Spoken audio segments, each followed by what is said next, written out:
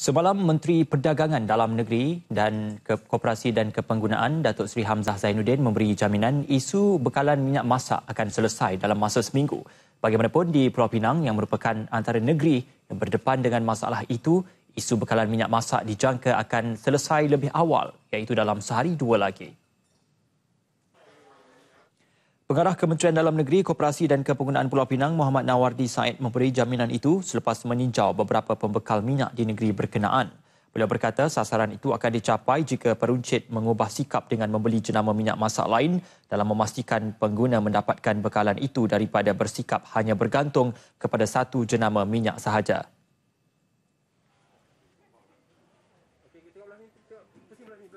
Keseluruhannya keadaannya semakin boleh. So masih ada yang saya sebut tadi, ada juga kedai-kedai yang stok dah habis. Sebab ada juga kedai-kedai kita nafikan, kedai-kedai masih lagi menunggu stok dia. Kalau pusingan penghantaran ni seminggu, dia masih nak menunggu seminggu. Itu yang menjadi sikit isu lah kepada kita. So itu yang kita pergi dan kita approach sikap proaktif kita lah. Untuk advise dia untuk minta tolong dia, bantuan dia supaya dia dapatkan order dia baru. Dan kalau ada pembekal dia yang tak boleh hantar tu, kita minta cari pembekal lain. Kita bantu dia untuk dapat pembekal lain. As long ada bekalan.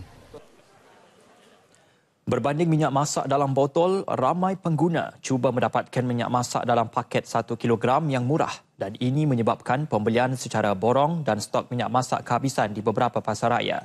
Sebelum ini terdapat rungutan daripada pengguna selepas rak minyak masak di beberapa pasaraya di Pulau Pinang kehabisan stok.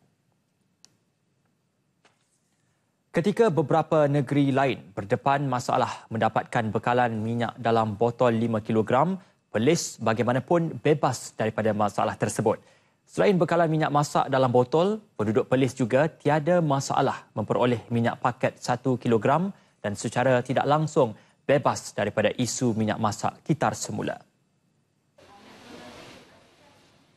Pejabat Kementerian Perdagangan Dalam Negeri, Koperasi dan Kepenggunaan KPDN-KK Perlis mengesahkan sehingga kini tidak menerima maklumat atau aduan tentang penjualan minyak kitar semula. Pemeriksaan di sebuah premis pembungkusan mendapati pemiliknya mematuhi prosedur yang ditetapkan. Daripada pemerhatian awam sememangnya dia mematuhi daripada segi packaging, sizing dan juga daripada kesihatan pun mengesahkan mempunyai kebenaran daripada pihak custom. Dan juga sijil halal juga dimiliki oleh premium tersebut. Dan penggunaan logo halal itu adalah dibenarkan dan didapati sah. Pemeriksaan turut disertai Pegawai Jabatan Kesihatan Perlis. Perlis mempunyai 2 premis pembungkusan yang boleh membekalkan 280 tan metrik minyak masak untuk keperluan penduduk negeri itu. Sementara itu, pemeriksaan di sebuah pasaraya Simat di Arau mendapati ia mengawal pembelian berlebihan minyak paket bersubsidi dengan menghadkan hanya 2 kilogram untuk setiap pelanggan. Pengurusnya, Lee berkata, bahan keperluan itu juga diletakkan di kaunter bayaran dan tidak di rak biasa di bahagian belakang. Tanpa pengawalan seperti itu, kuota 1,000 kilogram yang biasanya dapat bertahan untuk jualan selama 6 hari akan habis dalam masa 3 jam sahaja. Ya, kadang 10 kilo ada, 20 kilo pun ada. Memang lebih daripada 10 kilo. Kebanyakan orang meniaga lah. Bagi pejabat KPDN-KK Perlis, langkah pasaraya itu menghadkan pembelian adalah wajar buat masa ini supaya pengguna isi rumah tidak putus bekalan.